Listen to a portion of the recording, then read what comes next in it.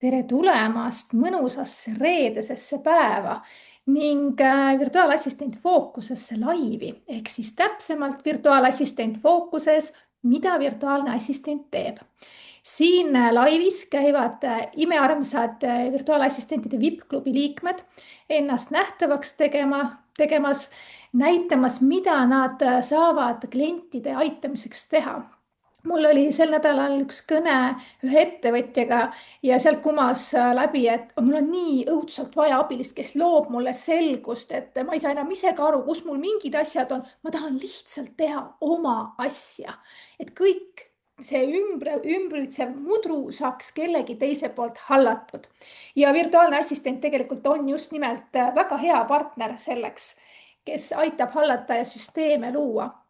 Ja meie tänane külaline on Tiiu Grauberg. Mul on nii hea meel, Tiiu, et sa tulid meile külla endast rääkima. No tervitused kõigile, mul on ka väga hea meel. Et ega teistmoodi ei saagi, tuleb ikkagi tulla nähtavaks, sest et kui me oleme kuskil peidus pimedas, siis teised ju ei tea, mida me teeme. Ja igalühel meil on niisugused unikaalsed omadused, oskused, võib-olla ka teenused, mida pakume.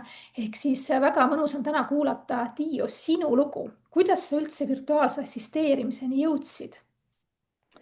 Ja no virtuaalse assistendini teenuseni siis õigemini õppimiseni ma leidsin ju teekonna aasta tagasi, kui ma olin just värskelt lõpetanud raamatupidamiskooli ja siis ma just leidsin, et see virtuaalassistent on tegelikult väga mõnusalt ühendatav raamatupidamisteenustega, nii et see koolitus sai läbitud ja vaikselt see teekond alguse saigi, küll rohkem siis eelmise aasta suvel, kui ma asutasin oma ettevõtte Backup Business, mis ongi loodud just ettevõtjatele taustajõuks.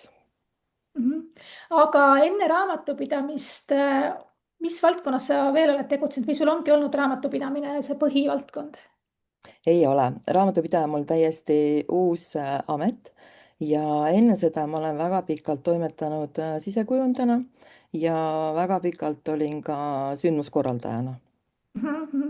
No vot, need on sellised erilised ametid või varasemast kogemusest, mida saab tegelikult ka välja tuua oma teenuse pakkumises.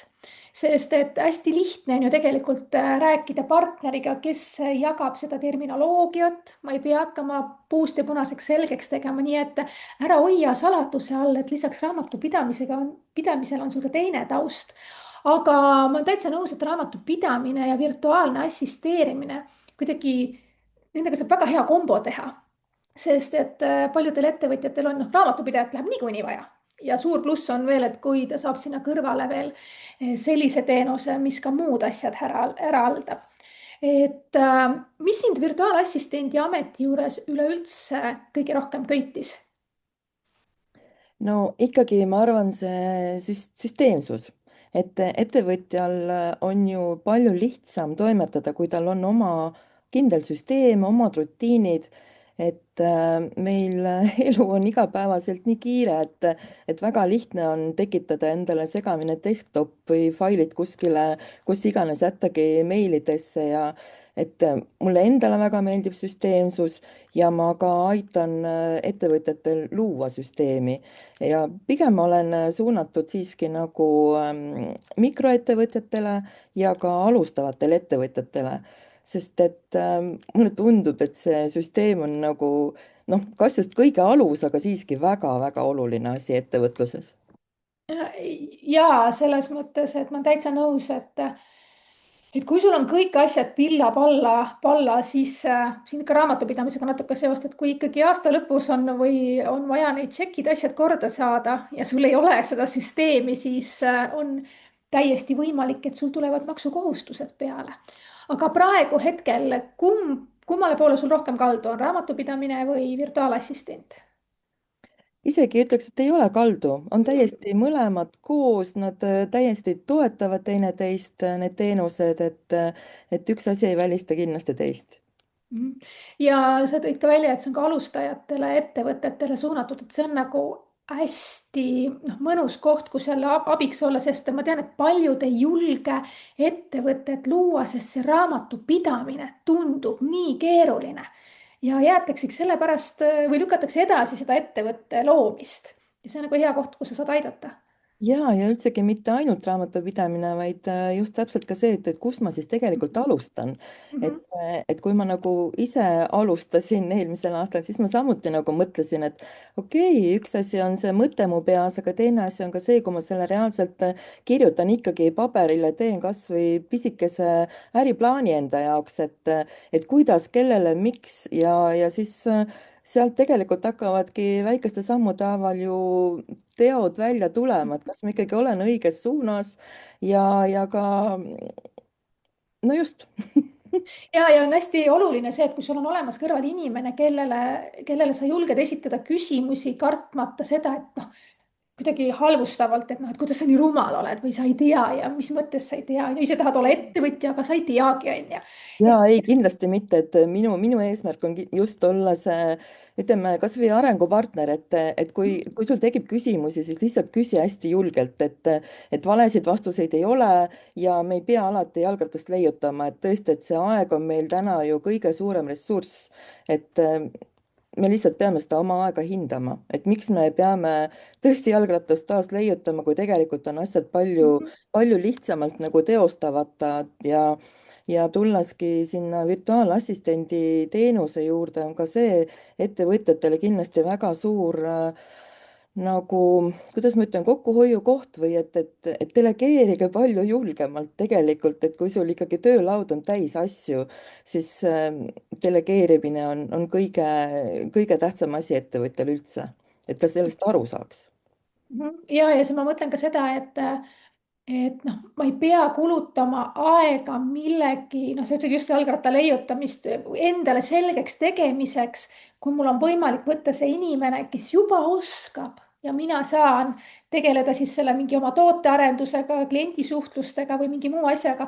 aga see teine inimene juba noh, ma mõtlengi see raamatupidamise pool praegu siia juurde tuues on ju, et noh, ma ei pea ise mõtlema välja, kuidas ma seda ostuarvet teen, müügiarvet, kas nad on õigesti seadistatud, kas nad on õigete mingite kontoplaanide all või mis jumal teab, need terminid kõik on, onju.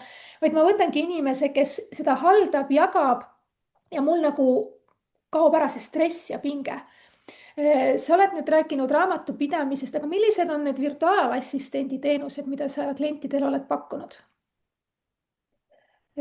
Ja ma jään siiski sinnasamma süsteemide loomise juurde, et kliendil oleks lihtne siis oma dokumente süstematiseerida, samal ajal luua selliseid ühiseid noh, ühiseid kaustasid, ütleme, dokumendivahetuseks, kas siis Google Drive'i või iCloudi või on veel Dropbox, eks. et selline süsteemi loomine, et kui ma olen kliendiga kokku leppinud, mis kuupäevaks oma dokumendid sinna meil ühiselt jagatava kausta tulevad, siis sealt ma saan ise väga lihtsalt ise tööd edasi teha. Et see on üks asi, mida ma kindlasti nagu süsteemi poolest kliendile koheselt nii-ütelda sisse juurutan, heas mõttes. kuidas sul on praegu, kas on pigem tulnud kliendid, kellel puudub mingi süsteem või on olemas olnud süsteem, aga see võib-olla on liiga nõudev olnud seda süsteemi järgida, et siis sa oled nagu aidanud luua võib-olla niisuguse toimivama süsteemi? ma väga loodan, et tuleks selline klient, kes vajab nagu oma, oma praeguses süsteemituses süsteemi. et praegusel juhul on mul küll olnud kõik alustavad ettevõtjad ja niimoodi koos minna on väga lihtne ja selge. Mhm. sa juba ütled, kuidas on mõistlik teha, et hiljem ei tekiks probleem. ka siinjuures ju seda peab ju mõtlema, on ju, et okei, täna aitad sina, aga kui on ühel hetkel vaja kellelgi teine, et keegi teine hakkab aitama, siis see samamoodi süsteemi loomisel sa juba lähtud sellest, et kuidas on kõige mugavam neid juurdepääsusid anda ja seda asja delegeerida järgmisele inimesele edasi. Ja nii on kõige lihtsam, kui kõik asjad on ikkagi ühes kohas, et inimene teab ka ise täpselt, kust ma leian need asjad, mida vajatakse. Mhm. aga kuidas sulle tundub, et kas neid pilvesüsteeme me hea meelega kasutavad ettevõtjad või on ikka pigem see, et minu omal arvutis on mingi kaust ja siis kuidagi saadame postiga, meiliga arveid ja asju? jah, eks on seda ka, aga ma ma olen ise väga seda meelt, et see sõltub kõik sellest, kuidas oma kliente ka koolitada ja aidata. Et ma olen alati seda meelt, et meil mõlemil on ju lihtsam teha neid asju süsteemselt, et aega ei läheks raisku. Et kui me mõlemad käime selles suunas, siis on mul lihtsam ja kliendil veel lihtsam. aga sina ju ei paku oma teenust selles mõttes ainult Eestis. Just, mina pakun oma teenust ka Soome pool, kuna ma elan ise Soomes ja, ja just nii Eesti ettevõtjad Eestis kui Soome ettevõtjad Soomes, Eesti ettevõtjad Soomes, ühesõnaga terve see kõik, mis puudutab üle lahe liiklemist, oleks tõesti minu teema. Sest et päris palju ju tegelikult Eesti inimesi tegutseb ka Soomes ja ongi nagu lihtsam suhelda eesti keelt rääkiva inimesega kui soome keelt rääkiva Ja inimesega. kindlasti. Ja. Milliseid oma tööriistu või milliseid tööriistu sa kasutad oma töös igapäevaselt? Mis too võib-olla välja mõni selline ka, mis eriti nagu aitab sul aega kokku hoida ja. Noh, minu enda jaoks on kasutuses ToggleTag, mis aitab siis nagu minu enda aega lugeda, et ja ka tõesti kalendrihaldus. Et oma kalendrisse ma panen ikka kõik kirja, mis kell mul midagi on ja tegelikult peaks rohkem panema ka vaba aega sinna sisse. et seda ka meelde tuletada, et mitte jääda nagu päris arvutisse kinni kogu aeg tööd tegema. Kas sa oma klientidele oled ka Toggle'ist või aja track imisest rääkinud või pannud mõtlema selle peale, et nad vaataksid, kuhu nende aeg läheb, sest nüüd tegelikult kui ettevõtjal ei ole ülevaadet, kuhu tema aeg läheb, siis ta ei saa aru, et ta võiks tegelikult mingid asjad ära delegeerida. Ja see on väga hea idee, ma teen seda. Ja et ma lihtsalt mõtlen, et ma olen nagu ettevõtjatega aru saanud, et me teeme kõik ise on ju. Samas, kui me hakkaks nüüd seda aega korralikult track ima, mõõtma, siis ma saan aru, et okei, meili postkastis surfamisel ma ei pea olema seal ise juures võib-olla. Neid arveid raamatupidamissüsteemi võib-olla ma ka ei peaks ise tegema. Et see asemel, et kui ma vabastaks selle aja, siis saaks kenasti ju tegeleda just selle tootearendusega, strateegiatega ja kõige muuga, mis ettevõtet aitaks kasvatada. Ja. milline, milline on olnud su lemmikprojekt või lemmikklient? Seda tahaks alati kuulda, niisuguseid mõnusaid lugusid, võib-olla sul ei ole ka praegusest ajast, aga võib-olla varasemast töökogemusest midagi värvikat. Noh, värvilisi lugusid on kindlasti ka erinevatelt aladelt, ametialadelt, kus ma siis enne olen olnud. Aga mu kõige siuksem lemmikum toimetamine, võiks siis öelda nii, et mitte otseselt klient, vaid ikkagi toimetamine on see, kui ma saan teha asju algusest lõpuni. Siis tuleb endalgi hea selline rahulolutunne. Ma olen ise tervet seda projekti vedanud, ma tean, kuidas asjad käivad, ma olen seda organiseerinud, et kui kõik nagu tundub minevat plaanipäraselt, siis see on nagu kõige suurem nagu aplaus iseendale ka, et jah, asjad on tehtud ja see on jälle eeldab seda iseenda süsteemsust ka. Nii et ma ei väsi kordamast, et see on tõesti nagu selle organiseerimise alus ka. Sa ütlesid tegelikult väga hea asja, et oled algusest lõpuni sees, siis sa täpselt tead, kus miski asi on, aga kas klient ka teab, kui sina lahkud, kus miski asi on? Kuidas Ja sa kliendi jaoks selle asja niimoodi paika paned, et ta ei jääks sinust sõltuma? ja eks siin on ka, ütleme, et kuu lõppudes peaks olema ju aruanded, mis on nagu raamatupidamislikult nagu ikkagi üleantavad, et klient teab, kus maal tema asjad on. Kindlasti vestlused, arutelud, et Aga nüüd virtuaalassistendina, kui sa lood need süsteemid, erinevad keskkonnad, et kas sa oled loonud või oled mõelnud selle peale, et luua ka mingisugused kasutusjuhendid kliendi jaoks, et vot need siin on sellised pealkirjastamise loogikad on sellised, eriti kui sa alustad vaata nullist kohe ehitama, et siis sul on ju päris hea tegelikult seda nõndanimetatud koolitusmaterjali ka üle kohe luua endale sinna kõrvale. ja olen täiesti nagu mõelnud selle peale, et ka, et nii iseenda jaoks kui ka ettevõtjale, kliendile, et just need juhendid on tegelikult need, mis aitavad ju tegelikult edasi delegeerida oma töid. et, Täpselt.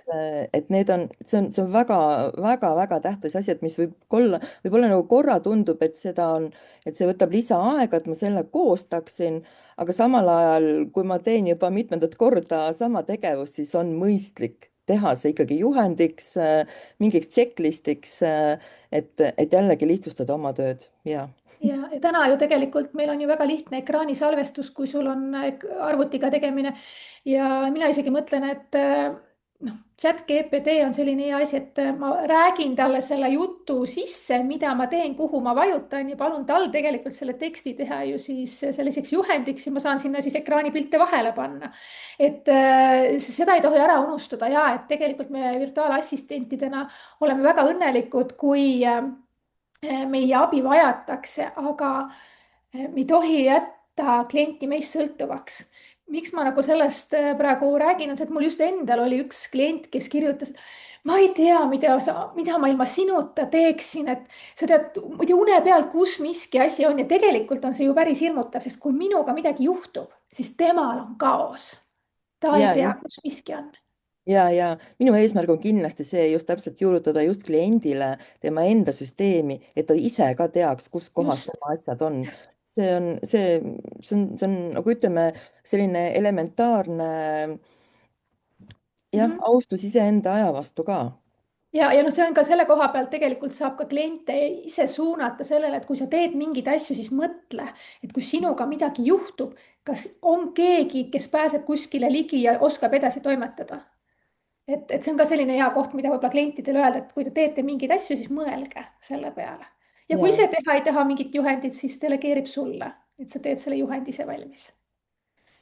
jah, just. Ähm, virtuaalassistendi amet on praegu ikkagi meil Eestis suht uus ja sellega kaasnevad erinevad müüdid ja arvamused. kas sinuni on ka jõudnud mõned müüdid ja arvamused virtuaalassistendi tööst?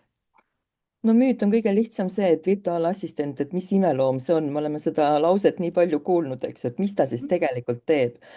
no tegelikult ta ongi assistent, ainult virtuaalselt ja see on nagu, see on umbes nagu sama, kui me võtame koduse olukorra, kus kodus naisena koristad, teed koduseid taustatöid, siis see on ka nagu nähtamatu haldas, eks ju. et kuidagi imeväel saavad kõik tööd tehtud. sest noh, tegelikult võib luua ka siin virtuaalassistendile sama nagu teema, et see on väga suur taustatugi ettevõtjale ja aitab väga palju ressurssi kokku hoida, teha just neid töid, mida tegelikult ettevõtja ei taha teha, ei ole aega teha, et siin on see just see virtuaalassistendi väga tähtis koht ja virtuaalassistendi teenuste ampluaa on tegelikult ju nii meeletult lai, et igal omal assistendil on oma pisike nišš ja see on juba see, kus virtuaalassistendid saavad ise teineteisele nagu koostööd pakkuda, et mis on ka tõeliselt tore maailm. Mhm. Kui nüüd keegi mõtleb, et mul olekski vaja just sellist assistenti nagu on Tiiu, kes loob süsteemid, sealjuures hoiab minu raamatupidamist korda, siis kuidas sul on üles ehitatud see teenuste paketid, võib-olla ka hinnakirjad ja kuidas sinuga üldse kontakti saab? minuga saab kontakti Facebooki lehe kaudu, saab mulle otse kirjutada tiiu@backupbusiness.eu ja mul konkreetset teenuste paketti kui sellist ei ole, sest ma tegelikult ikkagi lähtun konkreetselt kliendi enda vajadusest, mahust. Need on nii erinevad, et minu meelest oleks väga meelevaldne kõiki kuskile ühte paketti suruda. kui see aja jooksul kuidagi kujuneb välja, küll need teenuspaketid ka välja tulevad. aga hetkel on küll see, et ma tõesti lähtun kliendi enda vajadusest, et me vestleme, kaardistame vajadused ja niimoodi saabki koostöö alguse ka. Mhm. Ja selles mõttes see virtuaalassistent ja teenus ongi mõnus teenus.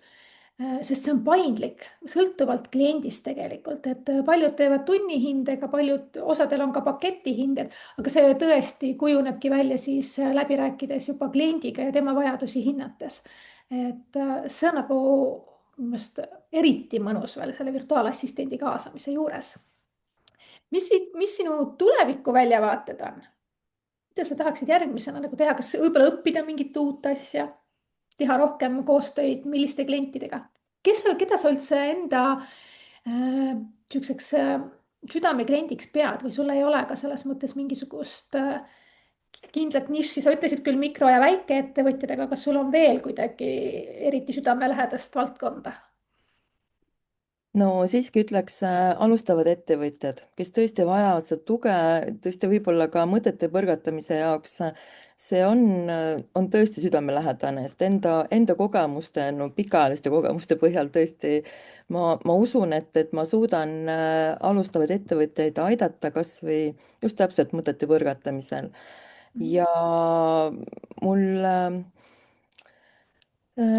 selles mõttes nagu lisateenusena ma tõesti püüan leida ka koostööpartnereid just raamatupidajate seast, kellel on mahud täis, on kiired ajad, on vaja teha mingeid kiireid asju ära, siis tõesti julgustan ühendust võtma, et ma nagu leian, et see koostöö on minu jaoks nagu kõige suurem jõud üldse siin ilmas, et ei pea kõiki asju nagu üksi tegema ja üksi pusima, et see koostöö ja sellised vestlused on alati minu meelest sellised isiklikud, usalduslikud ja need viivad kaugele.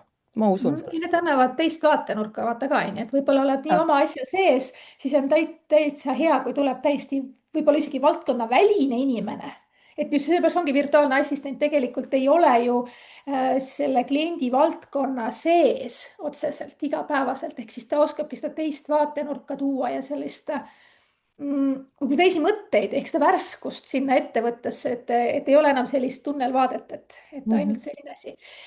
kommentaarides on küsimus tulnud, et kas sul on praegu Eesti kliente või on Soome kliente ka? praegu on ainult Eesti kliendid. Väga äge. Ma ei ole Soome poole veel jõudnud väga reklaame teha, nii et alustan ja küll ma jõuan. ja absoluutselt, aga noh, siin me juba oleme reklaaminud, et kõik, kes Soomes toimetavad, siis võtke Tiiuga ühendust. kas sul on meile lõpetuseks väike nipp, kuidas sina toimetad, et sul asjad tehtud saaksid? Jaa, need on minu jaoks väga lihtsad nipid, aga ma usun, et see on teistele ka nagu tõeliselt hea meeldetuletus, et esiteks on kohe see, et kui sa saad midagi ära teha 10 minuti jooksul, siis tee see lihtsalt kohe ära. nagu lihtsalt võta kätte ja tee lihtsalt ära. ja teine hea asi on minu jaoks see, et kui on mingisuguseid töid, mida väga, noh, ei taha väga teha, aga ma tean, et ma pean seal tegema, teen selle kohe hommikul ära. siis ei kükita kuklasse midagi terve päeva, et mul on seda veel vaja teha, teist ja kolmandat, et ma teen lihtsalt hommikul ruttu ära. muidugi, kui aeg nagu võimaldab, eks. ja vahel ongi eriti hea tunne see, et kui sa teed selle kõige vastikuma, aeganõudvama töö ära, siis sa mõtled, et järgmine hetk, mul on nüüd nii palju justkui seda vaba aega, et mul ei, mõtlesin, et see ei võta ruumi siin peas. et ja, see ja, on nagu hästi-hästi hea, et sa vabastad selle peas selle ruumi ja sa saad minna teise energiaga juba neid teisi asju tegema. ja mulle nii meeldib äge. endale see mõtteviis. ja kuule, aitäh, Tiiu, et sa tulid meiega oma kogemust jagama ja kui kellelgi tõesti tekkis huvi Tiiuga ühendust võtta, siis jagasime siia kommentaaridesse infot, kuidas seda teha. ja aitäh, kes kohapeal kuulamas olid, kui sa järgi kuulad, jäta märk maha, siis me teame ja küsige julgelt Tiiult täpsustavaid küsimusi. ning järgmine VEA Focuses live tuleb siis, kui te näete vastavat postitust. sõltub sellest, kui ägedalt tahetakse klubist tulla ennast nähtavaks teha. sest olgem ausaks, et nähtavaks tegemine on üks mugavustsoonist väljaastumine, see ei ole sugugi lihtne, et te, kes siin kuulate ja vaatate, mõtlete, mis see on. tegelikult on see ikkagi väga suurt ületust nõudev. seda enam suured aitähid kõigile neile, kes siin juba olnud on ja kõigile neile, kes tahavad tulla. kuulge, aga mõnusat reede õhtut ja aitäh, Tiiu, sulle. aitäh kõigile kuulajatele. tšau. Tšau.